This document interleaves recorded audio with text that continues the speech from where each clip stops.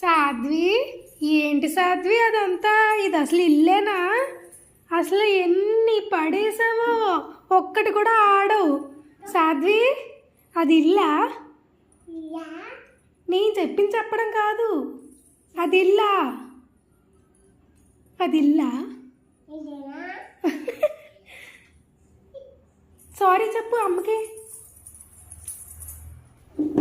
చెప్పు సారీ చెప్పు, చెప్పు అది ఇల్లా?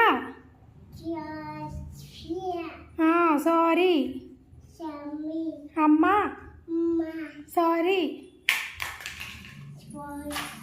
సారీ చెప్తుంది కానీ దాని పని వచ్చేస్తుంది అనమాట.